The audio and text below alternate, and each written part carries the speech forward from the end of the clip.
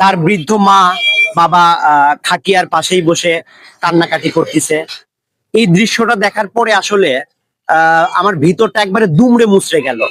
আল্লাহ যেন আমার সর্বোচ্চ চরম শত্রুকেও এই শাস্তি না দেয়।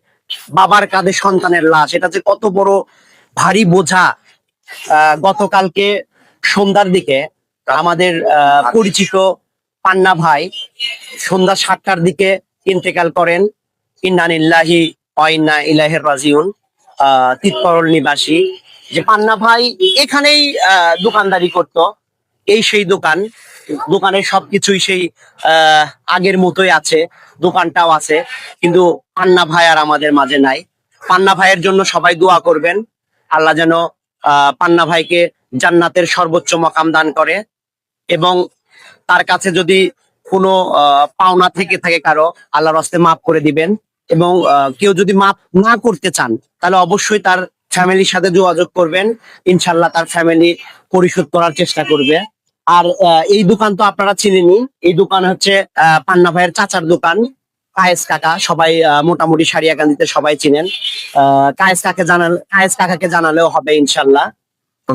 এমন একটি অকাল মৃত্যু, এটা আসলে মেনে নিতে হয়। মৃত্যুর সবাইকে একদিন ওই রাস্তায় যেতে হবে।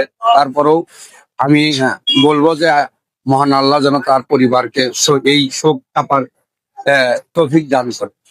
আমি সকালবেলা পান্না ভাইয়ের বাড়িতে গেলাম, তার লাশ দেখার জন্য গেলাম বাড়িতে।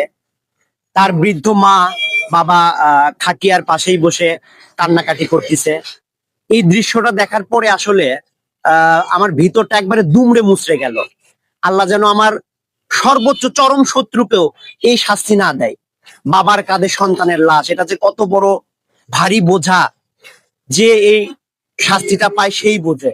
আল্লাহ যেন কাউকে এই শাস্তিটা না দেয়। আল্লাহ তার পরিবারকে ধৈর্য ধরার তৌফিক দান করুক। সর্বশেষ যে কথাটি, সেটা হচ্ছে চলার পথে অনেকের সাথেই অনেকের হয়তো মন মালিন্য হয়। পান্না ভাইয়ের কথাতে কেউ যদি মনে কষ্ট পেয়ে থাকেন, আল্লাহর হস্তে তাকে মাফ করে দিবেন। আর পান্না ভাই তো এখন আর আমাদের মাঝে নাই, তার প্রতি কোনো অভিযোগ রাখেন না। তার জন্য সবাই দোয়া করেন, আল্লাহ যেন তাকে জান্নাতের সর্বোচ্চ মাকাম দান করে। আসসালামু আলাইকুম।